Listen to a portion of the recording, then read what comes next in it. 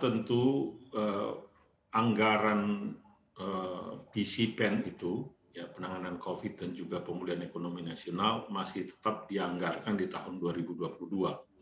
Ya, kalau tahun lalu itu sekitar 745 yang dianggarkan dan kemudian terpakai 700 triliun. Tahun ini dianggarkan sekitar 450 sampai 460 triliun.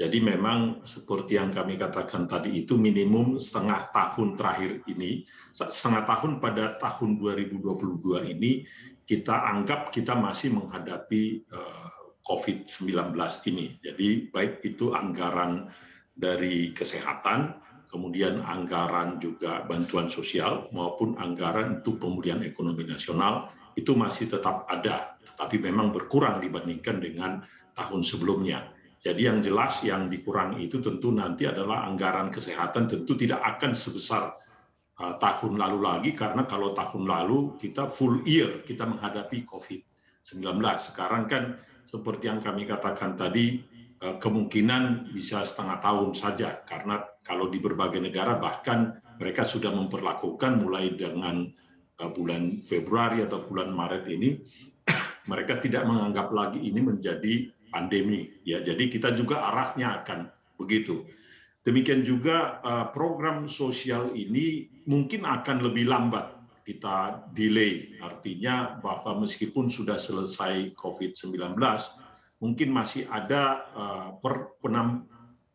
tambahan biaya yang kita harus alokasikan kepada teman-teman kita yang kurang beruntung, karena kerentanan ekonomi ini sebagai akibat daripada COVID-19 ini tidak serta-merta hilang. Ini yang disebutkan dengan adanya luka di dalam ekonomi kita akibat daripada pandemi ini, kita tidak langsung bisa selesaikan saat itu juga. Karena teman-teman kita yang mungkin kehilangan pekerjaan akan butuh waktu untuk dapat pekerjaan. Ya, demikian juga sektor-sektor tertentu untuk pulih akan sulit kembali. Hal itulah yang kita harus tetap kelola, kita harus manage dia, supaya bagaimana dia shifting, bagaimana dia kemudian nantinya menjadi sehat lagi dan dia bisa berdiri bahkan berlari dengan dirinya sendiri. Tapi pemerintah dalam hal ini mensupportnya. Demikian juga kebijakan-kebijakan yang lain akan dibuat, artinya sama juga, baik itu kebijakan moneter ya dari Bank Indonesia maupun kebijakan fiskal dan juga kebijakan OJK itu akan dicabut secara gradual ya menuju normal. Tapi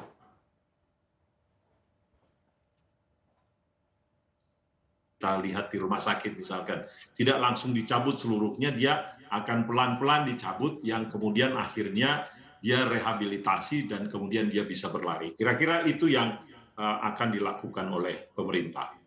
Iya, Pak Raden, kalau melihat harga-harga komoditas di global ini kan menanjak terus begitu dan juga berimbas terhadap harga-harga di dalam negeri.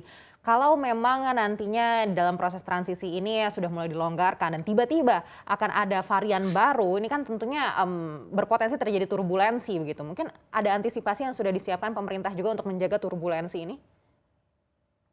Ya, seperti yang kami katakan tadi, ya kita akan lakukan dengan pengalaman kita selama 2 tahun menghadapi COVID-19 ini, saya pikir kita sudah punya standar bukunya, bagaimana pedoman kita mengontrol kalau terjadi varian baru.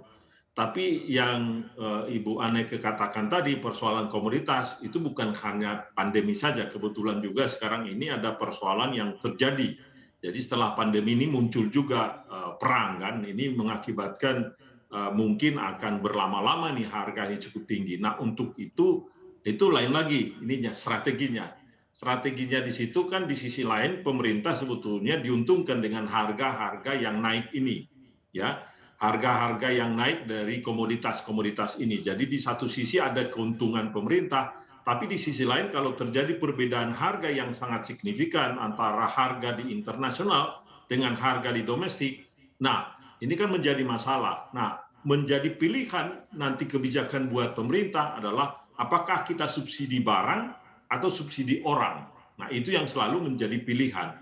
Kalau subsidi barang berarti semua mendapatkan, meskipun kita punya uang atau orang yang menengah sampai kaya pun dia akan mendapatkan subsidi karena subsidi barang. Setiap dia mengkonsumsi barang itu, dia akan mendapatkan. Tapi kalau subsidi orang, nah ini yang lebih tepat mungkin.